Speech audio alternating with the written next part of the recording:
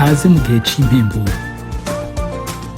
Bakunzi twama dusanga ijambo ry'Imana mu kiganiro igihe c'impemburo, ndabaramukije amahoro ya Kristo. Ijambo dusanga mu gitabo ca Yona cose ni igitabo gifise ibice 4 mugabo bigufi. Turizera yuko muhezagirwa n'iki gisomwa kandi mukaronka ijambo rivuye muri iki gisomwa mufashijwe na mpwemu yera. Yona, gitabo ca Yona muri Bibiliya y'ikirundi mw'isezerano rya kera ni urupapuro 998. Handitse kuva mu gice ca mbere ku murongo wa mbere handitse ngo ijambo ry'Uhoraho ryaje kuri Yona mwene Amitayi riramubwira riti va hasi uje Ninewe ca gisagara kinini ukiburire kuko ivyaha vy'abaho vyarundanye bigashika imbere yanje. Ariko Yona ava hasi ngo ahungire Uhoraho i Tarushishi ave mu nyonga ziwe, amanuka i Yopa abona ubwato buja i Tarushishi, atanga ikibuguro atambukira muri bwo ngo ajane n'abagiye i Tarushishi ave mu nyonga z'Uhoraho. Maze Uhoraho asuka umuyaga ukomeye mu kiyaga, haba igihuhuta c'inkomezi mu kiyaga, ubwato bushaka kumeneka. Abasoza baratinya, umuntu wese yambaza Imana yiwe. Baterera mu kiyaga ibintu vyari mu bwato ngo baburemurure.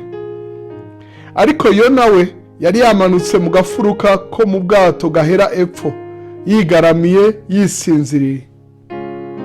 Nuko umukuru w'ubwato aja ahari aramubaza ati wabaye ute ga wagikazatiro we? Vyuka wambaza Imana yawe, kumbura Imana yadusubiza ku mutima ntidupfe. Bose baravugana bati nimuze dupfinde tumenye utumye dutegwa ibi vyago ari we. Nuko barapfinda, ubupfindo bwerekana Yona. Baca baramubaza bati enda utubarire utumye dutegwa ibi vyago, ukora igikorwa ki? Uruwa hehe? Uruwa mu kihe gihugu? Uri ubwoko ki? Arabisha ati ndi Umuheburayo, nubaha Uhoraho Imana nyene ijuru yaremye ikiyaga n'imusozi. Maze abo bantu bafatwa n'ubwoba bwinshi, baramubaza ati ivyo ukoze ibi ni biki? Kuko abo bantu bari bamenye ko ahunze Uhoraho, kuko yari yabibabwiye. Baramubaza ati tukugire dute ngo ikiyaga kitureke kibagahwekere, kuko ikiyaga ciyongeranya gusuriranya. Arabisha ati ni munterure munte mu kiyaga, niho ikiyaga cobabera agahwekere, kuko nzi yuko iki gihuhuta c'inkomezi kibahora jewe. Ariko abo bantu barushiza gusoza ngo bagaruke hakuno imusozi ntibabishobora, kuko ikiyaga ciyongeranya gusuriranya kirabananira. Nico catumye batakambira Uhoraho bati turakwinginze Uhoraho, twoye gupfa tuzira ubugingo bw'uyu muntu, kandi ntuduharure ko amaraso y'udafise igicumuro, kuko wewe Uhoraho ukoze ico ugomvye. Nuko baterura Yona bamuta mu kiyaga, ikiyaga kireka gusuriranya. Maze abo bantu baca batinya Uhoraho bihebuje, bamuha ikimazi bamusezeranya amasezerano. Uhoraho agera urufi runini ngo rumire Yona. Maze Yona amara mu nda y'urufi iminsi 3 n'amajoro 3. Igice ca kabiri.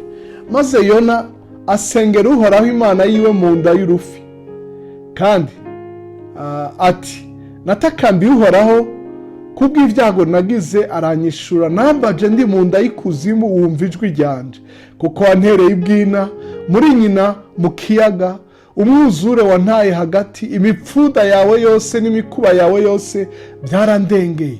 Ndavuga nti ciwe mu nyonga zawe, ariko nzokongera gutumbera urusengero rwawe rwera. Amazi yanciye irya nino ashika no ku bugingo bwanje, ibwina harankikije, ibirandaranda vyo mu mazi byanyizingiriye mu mutwe.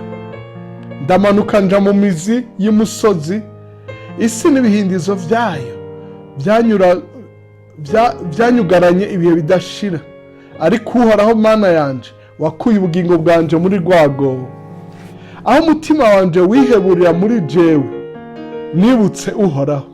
Ugusenga kwanje kwagushitseko mu rusengero rwawe rwera. Aberekeza umutima ku bitagira ikimazi vy'ibinyoma baba bataye guharirwa. Ariko jeho nzogushikanira ikimazi, sesereza impundu, kandi nzoshitsa ivyo nasezeranye.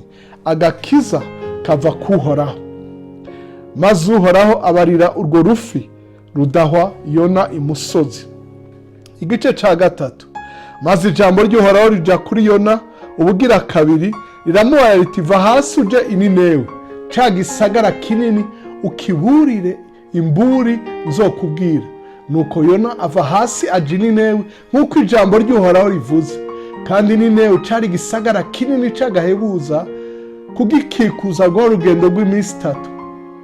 Yona atangura kuja mu gisagara agenda urugendo rw'umunsi umwe, arasemerera ati, hasigaye iminsi 40 Ninewe hagakomvomvorwa. Maze abantu b'i Ninewe bemera Imana, bashinga ngo habeho kwisonzesha, baca bambara amagunira uhereye kuhambaye ugashitsa kuri nyarucari.